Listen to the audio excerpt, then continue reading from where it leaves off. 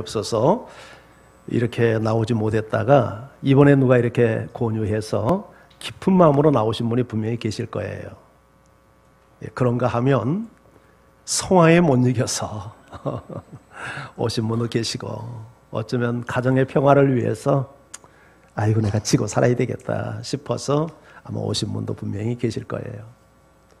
네, 여러분 어떤 동기로 오셨든 간에 이 자리에 올 수 있는 것은 하나님이 부르셨기 때문에 오신 줄 믿습니다.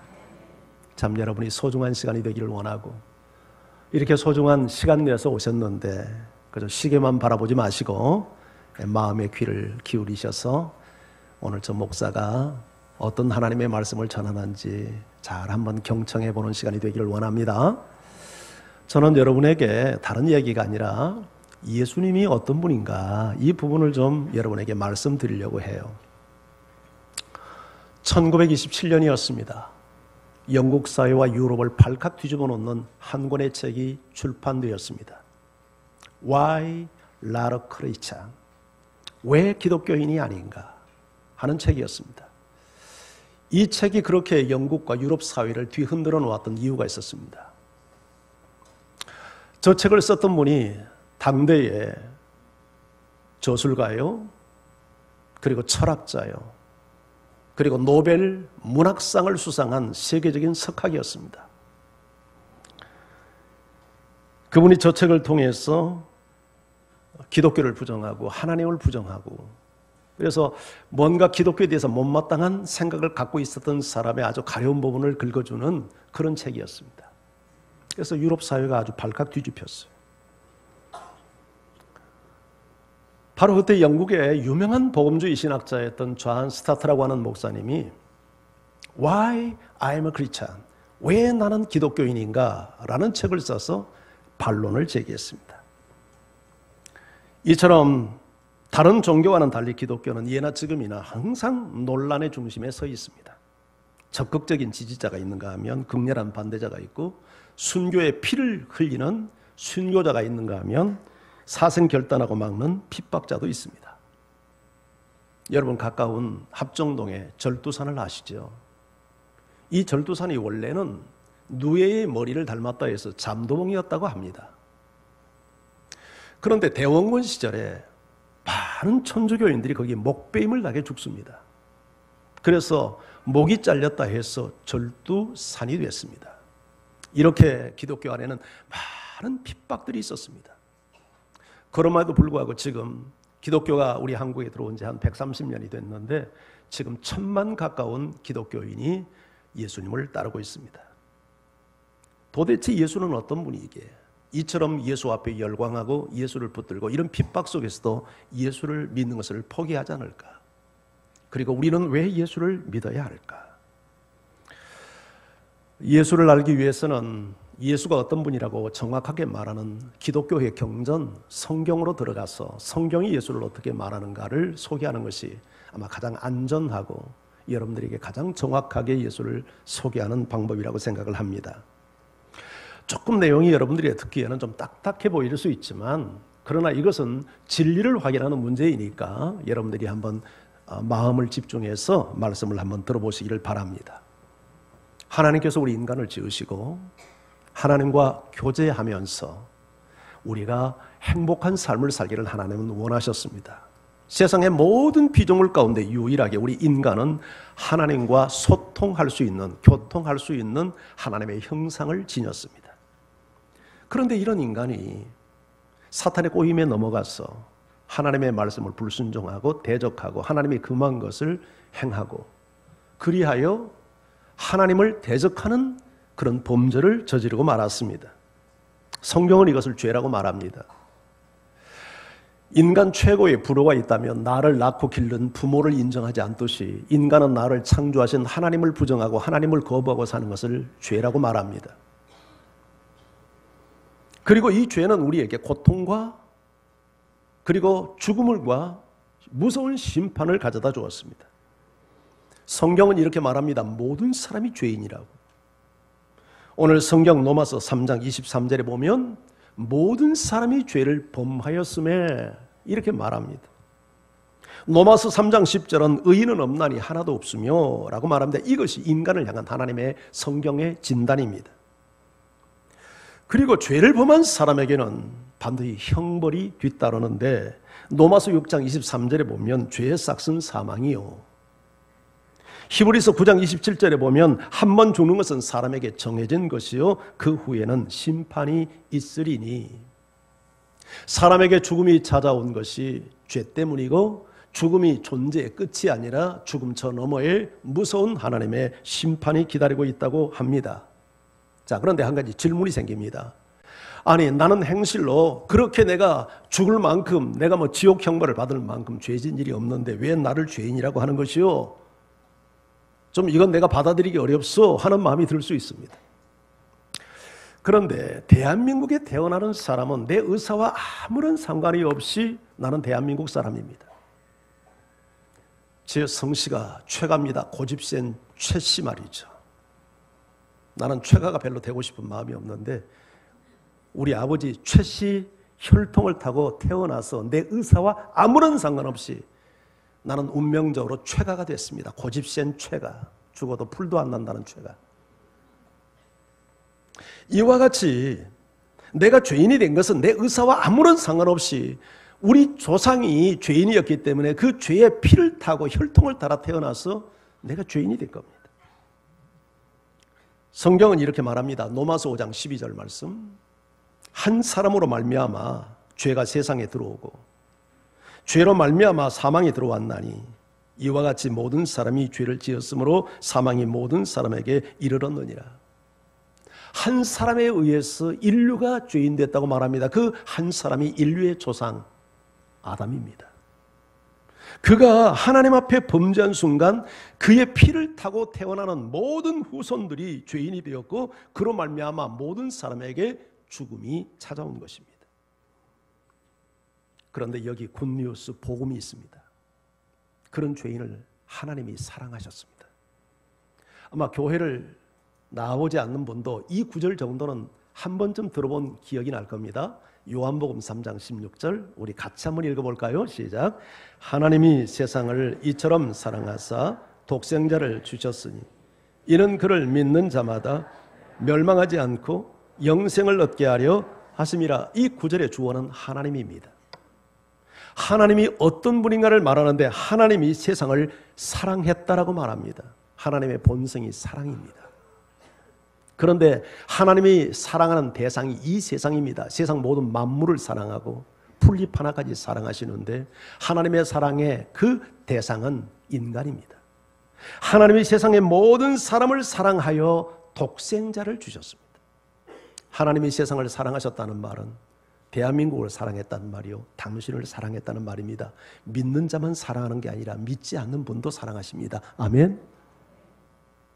이 하나님이 당신을 사랑하여 독생자라는 말은 외아들이라는 말입니다. 하나님에게 한 분 되시는 아들 하나님이 계셨는데 그분을 이 세상에 보내셨습니다. 왜 보냈냐면 그를 믿는 자마다 멸망하지 않고 영생을 얻게 하려고.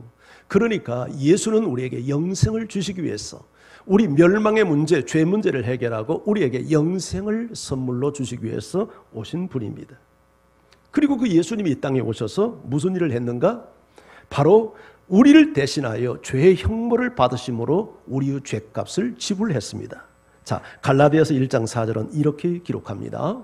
그리스도께서 하나님 곧 우리 아버지의 뜻을 따라 이 악한 세대에서 우리를 건지시려고 우리 죄를 대속하기 위하여 자기 몸을 주셨으니.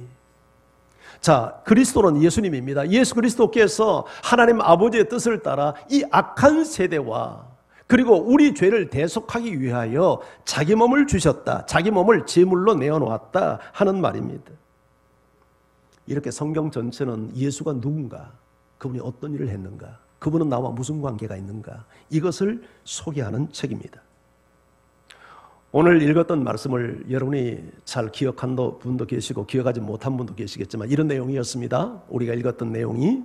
자, 예수님께서 어느 날 제자들에게 이렇게 묻습니다. 얘들아, 세상 사람들이 나를 누구라고 하더냐? 예수님이 누군가에 대해서 질문했습니다. 그랬더니 많은 답변들이 나왔는데 어떤 분은 세례 요한과 같다고 하고 어떤 분은 엘리야와 같다고 하고 어떤 분은 선지자 중에 가장 유명한 예레미야 선지자와 같다고 하고 어떤 사람은 다른 선지자와 같다고 합니다. 대체로 예수님을 세상 사람들은 선지자로 인정을 했습니다.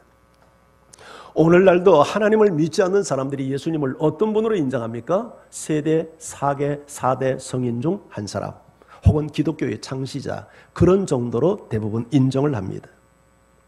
그런데 예수님께서 제자들에게 묻습니다. 그러면 너희는 나를 누구라고 생각하느냐? 그때 12명의 제자들 가운데 베드로가 대표가 되어서 가장 맏형이니까 그가 그렇게 답변을 하는 내용이 오늘 16절 성경에 기록되어져 있습니다. 다시 한번 이 부분을 함께 읽어볼까요? 시작. 시몬 베드로가 대답하여 이르되 주는 그리스도시요 살아계신 하나님의 아들이십니다. 인류 역사상 가장 함축적이며 가장 정확무오한 예수님에 대한 정의입니다. 주는 그리스도시요 You are the Messiah. 당신은 메시아이시고 The Son of the Living God. 살아계신 하나님의 아들이십니다. 이게 시몬 베드로에 대한, 예수님에 대한 시몬 베드로의 고백이었습니다. 당신은 메시아, 우리의 구원자이시고 당신은 하나님의 아들, 하나님이십니다. 자, 이 고백을 듣던 예수님이 이렇게 말씀합니다. 17절 말씀입니다. 바요나 시모나 내가 복이 있도다. 이를 내게 알게 한 이는 혈육이 아니요 하늘에 계신 내 아버지시니라. 자, 예수님은 그리스도요 하나님의 아들이라고 고백한 시몬에게 네가 복이 있다. 예수를 네가 정확히 알고 있구나. 네가 정말 복받은 사람이구나. 여러분, 이 세상에 무엇이 복일까요? 예수님을 아는 것이 복입니다. 아멘. 왜냐하면 하나님의 아들 예수 그리스도를 알고 믿을 때 우리가 죄사함을 받고 구원을 받고 하나님의 자녀가 되고 우리의 영원한 미래가 열려지기 때문입니다. 그러면서 예수님이 말씀하잖아요. 이것을 너에게 알게 한 이는 혈육이 아니요 하늘에 계신 내 아버지가 알게 했다. 예수를 지식적으로 공부해서 아는 것 말고 여기서 안다는 말은 예수님을 인정하고 믿는다는 말인데 예수님을 그렇게 알고 믿는 것은 연구해서 노력해서 아는 게 아니라 이것은 하나님의 은혜다. 은혜. 아멘. 하나님의 은혜가 임해야 예수가 정말 그리스도 내 인생의 메시아 구원자이고 하나님의 아들이구나, 이것이 내 안에 다가오게 되고 믿게 된단 말이죠. 사실 우리는 이 세상에서 눈으로 본 것도 다 믿지 못하는 세상입니다. 너무 불신이 많은 세상이고 거짓과 허위가 많은 세상이라 눈에 보면서도 우리는 불신하고 의심하고 믿지 못합니다. 그런데 본 적도 없고 만진 적도 없고 한 번도 경험해 보지 못한 예수를 믿을 수 있다? 그것도 그리스도로, 하나님의 아들로? 이건 기적 중의 기적이요. 이건 은총 중의 은총이요. 이건 이성적으로 보면 비이성적인 일입니다. 어떻게 보지도 않는 그분을 믿을 수 있어요? 그런데 예수님은 네가 복되도다. 이를 내게 알게 한 이는 혈육이 아니요 하늘에 계신 아버지가 알게 했다. 아멘. 예수를 알 수 있다는 것은 복 중의 복입니다. 여러분에게 설교하는 저는요, 초등학교 4학년, 그러니까 11살 때 예수를 믿기 시작을 했습니다. 근데 우리 집안은 원래 불교 집안입니다. 저희 작은아버지가 스님입니다. 예수와는 전혀 상관이 없었고 더군다나 우리 마을에는 교회당 하나도 없는 마을이었습니다. 그래서 예수 예자도 들어본 적이 없고 하나님의 하자도 들어본 적이 없는 그런 마을이었어요. 깡통 마을이었습니다. 그런데 어느 날이었습니다. 학교 갔다 와서 동네 회관에서 아이들이 모여서 놀고 있는데 낯선 아저씨 한 분이 오더니 얘들아 이리 와, 내가 재미있는 이야기 해줄게. 그리고 그때 그분이 들려준 이야기가 예수님 이야기였어요. 내 생전 처음 들어보는 예수님 이야기였어요. 그리고는 이야기를 합니다. 너희들 이 예수님을 믿을 사람 한번 손 들어봐. 그때 한 10여 명의 아이들이 그 이야기를 들었는데 두 놈이 손을 들었어요. 그 두 놈 가운데 한 놈이 저였어요. 그리고 그때부터 강을 건너 이웃마을 교회를 다니기 시작을 했습니다. 이게 저희의 신앙생활의 출발입니다. 근데 참 희한해요. 생전 처음, 그것도 낯선 아저씨가 전해주는 예수 이야기가 그대로 믿어졌어요. 지금 이 순간까지 내가 믿었던 예수를 단 한 번도 의심을 해본 적이 없어요. 그래서 목사까지 되지 않았겠어요? 여러분, 이것은 하나님이 하신 일입니다. 제가 설교를 잘하고 설명을 잘해서 예수님이 예수를 믿는 게 아니라 하나님의 선택받은 백성에게 은혜를 주시면 누구든지 예수를 믿는 겁니다. 아멘. 이런 은혜가 오늘 여러분에게 일어나기를 주의 이름으로 축원합니다. 예수님을 메시아, 내 인생의 구원자로, 그리고 나의 하나님으로 고백하는 은혜가 임하기를 원해요. 자, 성경에 이런 내용이 나옵니다. 마가복음 14장 61절에서 62절인데요. 제가 읽어볼게요. 대제사장이 다시 물어 이르되 내가 찬송받을 이의 아들 그리스도냐? 예수께서 이르시되 내가 그니라. 자, 이 내용이 무슨 내용이냐면 지금 이 자리는 예수님을 신문하는 종교 재판 자리입니다. 대제사장은 이 재판장의 가장 우두머리가 되는 사람으로서 사실 판사와 같은 역할을 하는 사람입니다. 자, 예수님을 붙잡아 놓고 신문을 하는데 내가 찬송 받으실 분의 아들 그리스도가 맞냐? 이렇게 질문을 했어요. 여기 찬송 받으실 이라는 말은 네가 하나님의 아들 그리스도가 맞냐는 질문이에요. 그런데 이 질문 앞에 예수님은 I am, 내가 그니라. 이 고백을 했을 때 나타나는 이후의 반응을 보면 대제사장이 옷을 찢습니다. 옷을. 분노를 이기지 못해서 자기 옷을 쫙 찢으면서 철하에 이런 몹쓸 인간이 어디 있나? 어떻게 인간이 되어서 자기를 하나님이라고 말할 수 있단 말인가? 이건 하나님을 모독하는 신성 모독이로다. 여러분이 다 들었지 않소? 무슨 증거가 더 필요하겠소? 이 자는 사형에 처해야 합당할 자요. 모든 사람들이 박수를 치면서 옳소, 이 자는 죽여야 하오. 어떻게 인간으로서 하나님이라고 주장할 수 있단 말이에요. 종교회의에서 예수님을 사형 판결을 내린 그런 자리입니다. 근데 예수님은요, 말씀만 내가 하나님이라고 말한 게 아니라 실질적으로 하나님이 아니고는 도저히 할 수 없는 일들을 행하셨습니다. 예를 들어서 수많은 불치병, 한두 사람이 아닌 수도 셀 수 없는 불치병 환자들을 말씀 한마디로, 때로는 손의 터치를 통해서 다 치유했습니다. 죽은 자를 살렸습니다. 때로는 물 위를 걷기도 하시고 바람과 바다를 말씀 한마디로 잔잔케 했습니다. 세상에 어떤 권력자가 바람과 바다를 말 한마디로 다스릴 수 있겠습니까? 그리고 인간의 죄를 사할 수 있는 것은 하나님만 할 수 있는데 내가 네 죄를 사하노라 그렇게 선포합니다. 그래서 오해를 받아 인간으로서 저자가 하나님 행세를 한다고 해서 죽인 겁니다. 물론 거기에 하나님의 놀라운 비밀스러운 섭리가 함께 했지만 말이죠. 뿐만 아니라 예수님은 십자가에 죽었지만 죽음으로 끝나지 않고 죽은 지 3일 만에 죽음의 권세를 깨뜨리고 다시 살아나셔서 모든 사람에게 입증을 하셨고 당신이 하나님의 아들 되심을 선포하셨습니다. 심지어 예수님을 처형했던 로마의 백부장, 그가 이렇게 고백합니다. 마태복음 27장 54절. 자, 우리 한번 이 말씀 같이 한번 소리내서 읽어볼까요? 시작. 백부장과 및 함께 예수를 지키던 자들이 지진과 그 일어난 일들을 보고 심히 두려워하여 이르되 이는 진실로 하나님의 아들이었도다.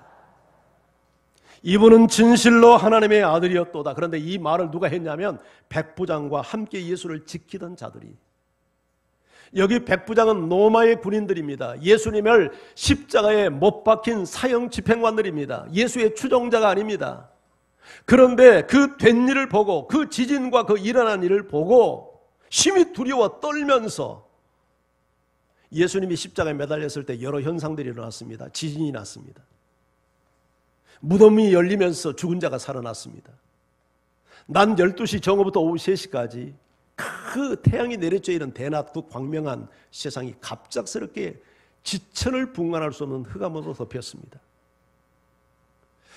성전 휘장이 위아래서부터 아래로 쫙 찢어지는 인간의 힘으로 할 수 없는 이런 기괴한 현상이 벌어졌습니다.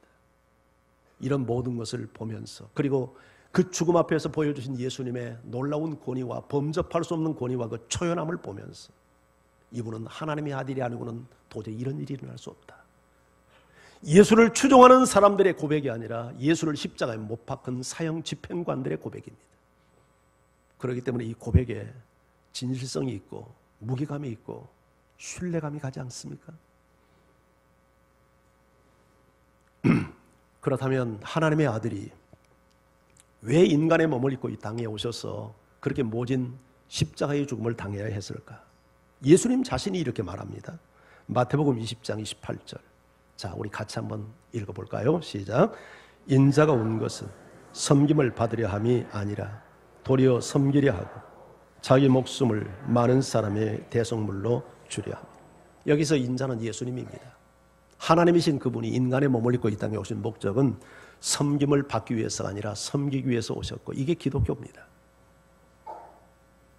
하나님이 인간을 섬긴 겁니다. 인간이 신을 섬기는 게 아니라 하나님이 인간을 섬기기 위해서 오셨고, 우리가 하나님의 섬김을 받지 않고는 바른 인생을 살 수 없는 연약한 존재입니다. 마치 부모가 자식을 섬기듯이 하나님이 인간을 섬기기 위해서 오셨고, 그리고 자기 목숨을 많은 사람의 대속물로 주기 위해서 오셨다. 여러분, 죄의 삭은 사망이라고 들었죠? 내 죄값을 나에게 물어야 된다면 내가 죽어야 됩니다. 그런데 나에게 죽음을 묻지 않고 나를 대신해서 내 죽음값을 지불하기 위해서, 대속물이 되기 위해서 예수님이 오셨다는 거예요. 물에 빠진 사람은 스스로 자기 목숨을 구하지 못합니다. 누군가가 구해줘야 합니다. 인간은 스스로 자기 죄 문제를 해결할 수 없습니다. 그래서 죄가 없으신 하나님이 인간의 몸을 입고 와서 인간의 대표가 되어서 인간을 대표하여 죄값을 치른 것입니다. 그리고 이 사실을 믿을 때, 주 예수를 믿을 때 우리가 죄 사함과 구원을 받는 것입니다. 성경이 말합니다. 주 예수를 믿으라. 그리하면 너와 네 집이 구원을 받으리라. 누구든지 내 말을 듣고 나 보내신 이를 믿는 자는 영생을 얻었고 심판에 이르지 아니하며 사망에서 생명으로 옮겼느니라. 하나님이 세상을 이처럼 사랑하사 독생자를 주셨으니 이는 그를 믿는 자마다 멸망치 않고 영생을 얻게 하려 하심이라. 영접하는 자 곧 그 이름을 믿는 자는 하나님의 자녀가 되는 권세를 주셨느니라. 성경의 증언입니다. 성경은 예수님이 하신 일을 이렇게 기록을 해놨습니다.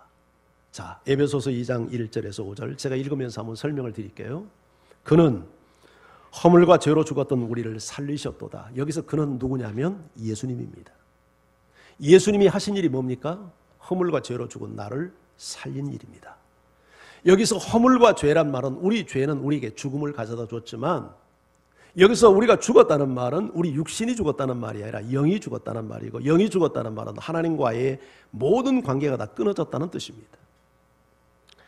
그런데 예수님이 오셔서 허물과 죄로 죽은, 영이 죽은 우리를, 영을 다시 살린 거예요. 자, 그런데 그렇게 영적으로 죽어 있을 때 우리가 어떻게 살았는가? 그때에 너희는 그 가운데서 행하여, 즉 영적 죽음 가운데서 행하여 이 세상 풍조를 따르고 세상의 가치, 세상의 유행, 세상의 모든 풍속을 따르고 공중 권세 본 자를 따랐다고 말합니다. 여기 공중 권세 본 자가 누군가 하면 지금도 불순종의 아들들 가운데 역사하는 영이라고 말합니다. 즉 악한 영, 마귀나 귀신을 말하죠. 우리가 구원받기 전에 전부 다 이렇게 악한 영을 따라서 살았습니다. 그런데 그 다음에 전에는 우리도, 그러니까 이제 지금 이 직접적으로는 에베소 교회 성도들, 구원받는 성도들, 구원받기 전에 우리도 그 가운데서 마귀를 따라 살면서 육체 욕심을 따라 지내고 육체와 마음이 원하는 것을 하여, 우리 육체와 마음이 원하는 것은 욕망입니다. 죄입니다. 그래서 하나님 앞에 본질상 진노의 자녀였다고 말합니다. 죄를 범하여 하나님 앞에 진노밖에 받을 수 없는 진노의 백성이었는데, 긍휼이 풍성하신 하나님이 우리를 사랑하신 그 큰 사랑을 인하여, 아들을 내어주는 그 큰 사랑, 자신의 생명을 내어주는 그 큰 사랑을 인하여 허물로 죽은 우리를 그리스도와 함께 살리셨고, 그리스도를 통하여 살리셨고, 그리스도를 믿음으로 우리를 살리셨는데 이것이 너희가 은혜로 구원을 받은 거다. 아멘. 우리 노력이나 우리의 선행이나 우리의 어떤 헌신을 통해서 구원받은 것이 아니라 예수님과 함께, 그리스도와 함께, 그분을 통해서, 그분이 이루신 공로에 근거하여서 우리가 구원을 받게 되어서 이것은 은혜다, 은혜, 선물이다, 선물. 우리가 열심히 신앙생활에서 구원받는 게 아니라 구원은 천적인 값없이 주시는 하나님의 은혜의 선물이에요. 할렐루야. 오늘 이 은혜의 선물을 오늘 처음 오신 여러분 모두가 다 받고 가시기를 주의 이름으로 축원합니다. 혹시 이 사람을 아시죠? 아마 연세가 드신 분들은 이분 다 알 거예요. 사진 한번 보여줄까요? 누굽니까? 이름 뭐예요? 예, 조정민 씨. 옛날 MBC 뉴스 MBC TV의 대표 정동영 씨와 함께 대표 기자였고 나중에 뉴스 앵커도 했던 사람이죠. MBC 뉴스 앵커를 했던 사람입니다. 저분은 어머니가 철저한 불교 신자여서 자기도 불교입니다. 근데 결혼을 잘못했어요. 저분이 누구하고 결혼을 했냐면 예수쟁이하고 결혼을 했어요. 못되시나 자기 부인이. 근데 예수 믿는 사람은 보통 결혼을 할 때 예수 믿는 사람하고 많이 하거든요. 서로 영이 맞고 신앙이 맞아야 서로 트러블이 없잖아요. 그래서 이제 부인이 당신이 예수를 믿어야 내가 결혼할 수 있다니까 결혼하려고 하는 욕심으로 그러면 나도 예수 믿겠다. 그렇게 허락을 하고 결혼을 했어요. 근데 결혼을 하고 나서 딱 이 사람의 안면을 바꾼 거예요. 예수 예자도 자기 앞에 꺼내지 못하게 하고 심지어 주일날 자기 아내가 교회 가는 것도 막았어요. 나쁜 사람이죠. 그러다가 이분이 미국에 특파원으로 파견 근무를 가게 되었습니다. 근데 미국 가서는 자기 아내에게 교회를 나가도록 허락을 했어요. 마음이 바뀌거나 뭐 어머니가 안 계셔서나 아니면 아내의 신앙을 인정해서가 아니라 주일날 마음 편하게 골프 치려고 부인 교회 보내놓고 하루 종일 골프를 치려고 부인을 교회 나가도록 허락을 했어요. 그러다가 몇 년 동안 특파원 생활을 마치고 한국에 다시 돌아오게 되었는데 돌아오자마자 또 아내에게 제동을 겁니다. 이제는 못 간다고 교회. 그만 가라고. 근데 이제는 아내가 말을 안 들었어요. 아내가 주일날 교회를 갈 뿐만 아니라 새벽 기도까지 한술 더 떠서 새벽 기도까지 나가는 겁니다. 남편이 화가 났어요. 두 가지 마음이었어요. 아니 도대체 저 여자가 남편의 말을 안 듣고 교회를 가? 화가 났어요. 또 한편으로 도대체 뭐가 있길래 그렇게 새벽마다 교회를 가는가? 자기 아내가 저혈압이래요. 저혈압을 가진 사람들은 아침에 일어나는 걸 굉장히 힘들어해요. 그런데 그래 저혈압을 갖고 있으면서도 아침마다 빠뜨리지 않고 새벽기도 나가는 게 한편으로는 궁금했고 한편으로는 의심이 갔어요. 저 인간이 혹시 교회 간다고 어디 새는 것 아니야? 그래서 하루는 추적하기로 했어요. 그래서 아침에 자기가 교회를 데려다 주겠다고 진짜 교회 가는지 확인을 하기 위해서 그 부인이 다녔던 교회가 서빙고에 있는 온누리교회라는 교회였는데 그래서 교회당에 앞에 새벽기도 시간에 부인을 내려주고 자기는 바로 그 교회 옆에 골프 연습장이 있습니다. 골프 연습장으로 갔어요. 근데 가는 날이 장날이라고 한 달에 한 번 쉬는 휴일이어서 골프를 치지를 못하고 집으로 갈까 하다가 아니야 진짜 이 여자가 교회에 있는지 확인해야 되겠어. 그리고는 교회당을 들어갔어요. 그리고는 맨 뒷자리에 앉아가지고 기둥 옆에 앉아가지고 아내를 찾는 겁니다. 근데 저 중간쯤에 아내가 열심히 설교를 듣고 있는 거예요. 자, 그렇게 설교가 끝나고 나서 기도 시간이 됐는데 충격을 받았어요. 왜냐하면 거기 있는 사람들이 와르르 기도하는데 도대체 무슨 말인지 알아들을 수가 없는 희한한 말을 하면서 막 기도를 하는데 그게 이제 우리는 방언이라고 하는데 그 사람은 처음 본 광야이니까 그걸 몰라가지고 너무 충격을 받아가지고 당장 자기 부인이 아니 우리 아내가 이런 이상한 이단 집단 같은 곳에 와서 있단 말이야? 끌고 나가고 싶었는데 그래도 뉴스 앵커는 체면 때문에 사람들이 자기를 알아볼까 봐 그렇게는 못하고 먼저 교회를 집을 와가지고 아내를 기다렸어요.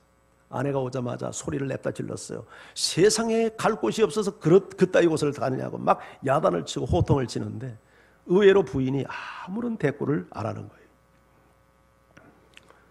하지만 그대로 넘어갈 수는 없었어요. 이분이 기자잖아요. 기자의 어떤 그 본성을 발휘해가지고 내가 이 교회를 한번 취재를 해야 되겠다. 그리고 그 당시 지금 PD수첩과 같은 유명한 카메라 출동이라는 이 고발 프로에 이 교회를 한번 까발려야 되겠다. 그렇게 하고는 자기 스스로 내가 새벽기도를 가겠다고 아내한테 일주일만 새벽기도를 가겠다고 청을 했어요. 그러더니 영문을 모르는 아내가 좋다고 하고 같이 새벽기도를 다닙니다. 하루 이틀 3일. 그런데 꼬투리를 잡기 위해서 지금 기자의 날카로운 이성을 동원해서 목사님 설교에 꼬투리를 잡으려고 하는데 허튼 소리를 하나도 안 하는 거예요. 그리고 다 옳은 말만 하는 거예요. 아무리 믿음이 없는 사람이 들어봐도 다 옳은 말만 하는 거예요. 그러다가 4일째 되는 날이었습니다. 찬송을 부르는데 도저히 이해할 수 없는 광경이 벌어졌어요. 사람들이 찬송을 부르는데 맨정신으로 그냥 새벽인데 조용히 부르는 게 아니라 다 손을 들고 찬송을 부르는데, 아니 어떻게 맨정신에 술 한 잔도 안 마시고 저렇게 손을 들고 미친 사람처럼 찬송을 부를 수 있지? 이해가 안 됐어요. 그런데 희한한 일이 자기에게 벌어졌어요. 그런데 어떤 찬송을 부르는데 갑작스럽게 자기 눈에 눈물이 줄 흘러내리는 거예요. 아이, 이게 웬일이야? 눈물을 훔치고 주변을 살폈는데 다행히 자기를 주목하는 사람이 없었어요. 그런데 눈물이 멈추질 않는 거예요. 그때 불렀던 찬송이 찬송가 539장인데 우리 한번 1절만 한번 불러볼까요? 자, 한번 반주해 보세요.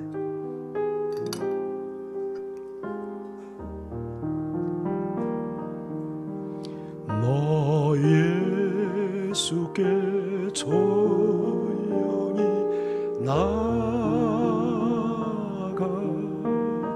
내 모든 내려놓고 주 십자가 사랑을 믿어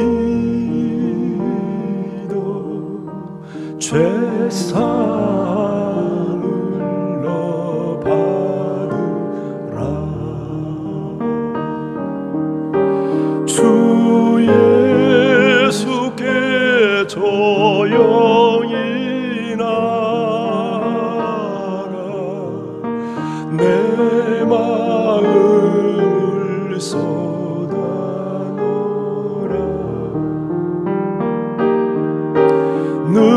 늘은 일이 보시는 주님 그 은혜를 베푸시니. 아무리 눈물을 멈추려고 해도 눈물이 멈춰지질 않았어요. 그는 일주일 동안 이 교회를 취재하려고 했지만 더 이상 창피한 꼴을 당할 것 같아서 3일 만에 자진 철수를 했답니다. 그리고 월요일이 돌아왔습니다. 그 당시 이 조정민 씨가 주말 뉴스 앵커를 했기 때문에 월요일은 쉬는 날이었어요. 근데 쉬는 날이면 어김없이 골프를 치러 갑니다. 골프장에 가면 하루 종일 골프를 치고 저녁에는 술집을 순례하는데 이 집 저 집 술집을 순례하다 보면 집에 귀가하는 시간이 새벽 1시에서 2시가 보통이래요. 근데 그날따라 아내가 여보 오늘 좀 일찍 좀 들어올 수 없어요? 그래서 그날은 아내의 말을 듣고 저녁 8시에 집에 들어갔답니다. 대문을 열고 들어가니까 거실에 낯선 남자 하나가 앉아있더래요. 그러면서 자기가 아내가 나가는 교회의 부목사라고 소개를 하더랍니다. 옳다, 잘 됐다. 내가 이 자를 취재를 해야 되겠구나. 그런데 마침 그 자가 또 자기하고 이 얘기를 좀 하자고 하더랍니다. 아, 그러자고. 그런데 이야기를 하는 거 보니까 예수 이야기를 하는 겁니다. 그리고는 어느 정도 이야기를 하더니 자기를 따라 기도를 하라고 하더랍니다. 그런데 할 마음은 없었는데 분위기상 어쩔 수 없이 기도를 안 할 수 없더랍니다. 그래서 기도를 하는데 하나님 아버지 나는 죄인입니다. 하나님을 떠나서 살았습니다. 소위 영접 기도를 한 거예요. 그리고 마지막에 예수님 이름으로 기도합니다. 아멘 하는데 아멘까지 다 따라 했답니다. 근데 그 아멘을 하는 순간 이상한 현상이 벌어졌습니다. 마치 환상도 아닌데 환상처럼 자기 머릿속에 그림 하나가 쫙 스쳐갔는데 일본군이 미주리 함상에서 맥어더 장군에게 항복 문서에 사인하는 장면이 쫙 지나가더래요. 그러면서 자기 마음에 아, 내가 졌구나. 내가 지금 항복하는 거구나. 내가 예수 저분한테 지금 무릎을 꿇고 있는 거구나. 이런 느낌이 확 들더랍니다. 기도를 마치자 목사님은 가셨습니다. 혼자 남은 거실에서 멍하니 천정을 응시하고 있다가 자기 인생 처음으로 성경을 집어들었답니다. 그리고 성경을 읽기 시작을 했습니다. 기독교의 실체를 정확히 알기 위해서 내가 한번 성경을 읽어야 되겠다. 무려 성경을 5번을 반복해서 읽었습니다. 나중에는 성경이 어려워서 현대인의 성경, 좀 쉬운 말로 된 현대인의 성경을 사서 읽었고 그것도 어려울 때는 어린이 성경을 읽고 그리고 영한 대조 성경을 비교하면서 읽었답니다. 그렇게 성경을 읽다 보니까 자기가 기독교를 취재하기 위해서, 이 교회를 취재하기 위해서 새벽에 나가다가 그 넷째 날 새벽에 원인 모를 눈물을 흘렸던 그 눈물의 정체가 뭔가 궁금해지더랍니다. 왜 내가 눈물을 그날 흘렸을까? 그걸 알고 싶더랍니다. 그래서 아내를 따라 새벽 기도를 나가기 시작을 했답니다. 새벽 1시, 2시 귀가를 했을 때도 새벽 5시에 어김없이 일어나서 새벽 기도를 참가하는데 나중에는 몸에 무리가 오니까 막 코피가 터지고, 그런데 사정도 알지 못하는 이 목사님은 조정면 씨가 코피까지 흘리면서 새벽 기도를 나온다고 춥게 세우는 바람에 새벽 기도를 중단도 할 수 없었답니다. 그렇게 꼬박 미친 듯이 성경을 읽고 새벽 기도를 참석했습니다. 그리고 1년 만에 그가 내린 결론은 이것이었습니다. 성경은 진리의 책이다. 하나님은 살아계신다. 예수 그리스도는 인생의 구원자다. 인생의 모든 답이 성경 안에 들어있다. 눈에 보이는 물질 세계만이 존재의 모든 것이 아니구나. 그 사실이 자연스럽게 믿어지더랍니다. 그래서 그 당시, 지금은 고인이 되셨지만 오늘의 교회 담임 목사님 하영조 목사님과 2년 동안 성경 공부를 하면서 성경에 대한 확신을 갖기 시작을 했고, 그가 진리를 발견하고 보니까 도무지 이렇게는 살 수 없더랍니다. 그 당시 MBC 9시 뉴스 앵커면 최고의 직업 아닙니까? 근데 그 직업을 내려놨습니다. 그리고 신학을 했습니다. 그리고 진리 앞에 자기 인생을 던졌습니다. 목사가 되어서 자기처럼 이렇게 예수를 부정하는 사람들에게 복음을 전하는 변증가가 되었고, 복음을 전하는 목사가 되었습니다. 사랑하는 형제 자매 여러분, 조정민 씨는 직업상 예수를 믿기 가장 곤란한 사람입니다. 왜냐하면 기자의 본능은 사실과 논리가 성립되지 않으면 받아들이지 못하는 직업을 갖고 있는 특성이 있습니다. 그런 그가 성경과 성경을 여러 번을 읽으면서 씨름하고, 그가 새벽 기도를 하고 목사님과 성경 공부를 하면서 그가 진리 앞에 무릎을 꿇고 성경은 진리이고 하나님은 살아계시고 예수 그리스도는 인생의 구원자이고 이것을 확인한 것입니다. 저는 오늘 이 자리에 오신 여러분들이 너무나도 소중한 여러분 한 분 한 분의 생명의 가치는 온 천하를 주고도 바꿀 수 없는 소중한 여러분. 교회는 사기치는 곳이 아닙니다. 교회는 헌금이나 뜯어내는 곳이 아닙니다. 그런 오해가 있다면 내려놓으시고, 기왕에 오신 발걸음이니까 여러분 한번 진리의 싸움을 한번 싸워보지 않겠습니까? 그리고 정말 이 기독교가 믿을 만한 가치가 있는 건지 한번 확인해 보지 않겠습니까? 그런 이번에 3주 동안의 축제 기간이 여러분에게 꼭 되기를 주의 이름으로 축복합니다. 우리 한번 찬송하면서 하나님 앞에 나가겠습니다.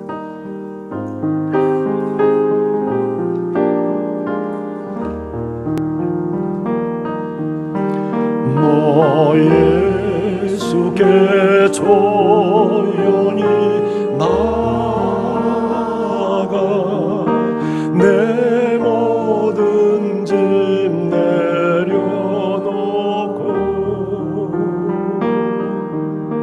주 십자가 사랑을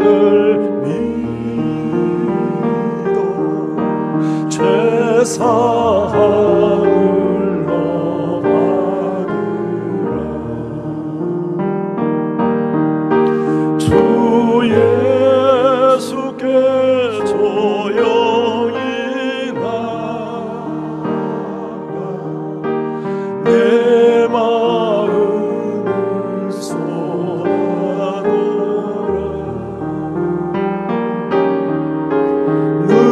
늘은 미리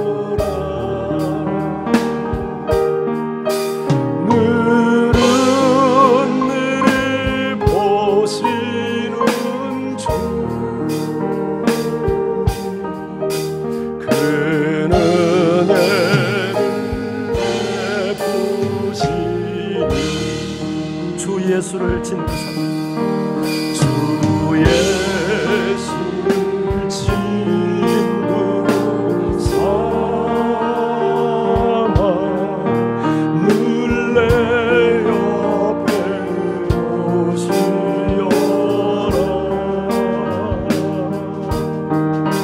그 영원한 생명샘 내 마른 목 주리라. 주 예수께 조용히 나가 내 마음을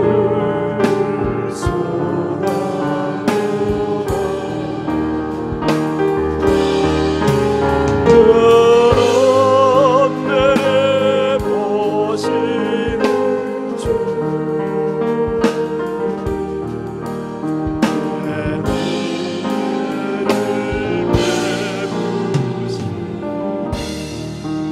너 주님과 사귀어 살고 너 주님과 사귀어 살며 새 생명 넘치고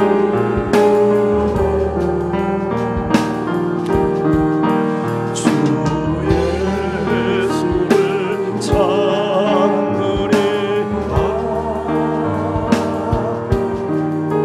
참 밝은 빛이 비추어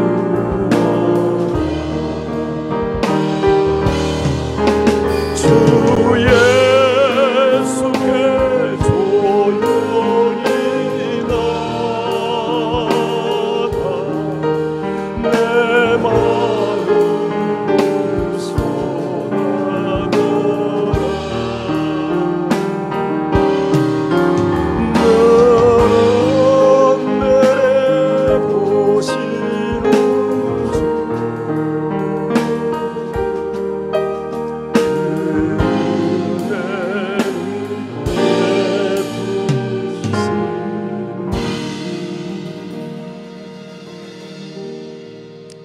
우리 다 같이 눈을 감고 한번 기도하기 원합니다. 오늘 처음 오신 분도 한번 눈을 감고 같이 기도에 동참해 보시죠.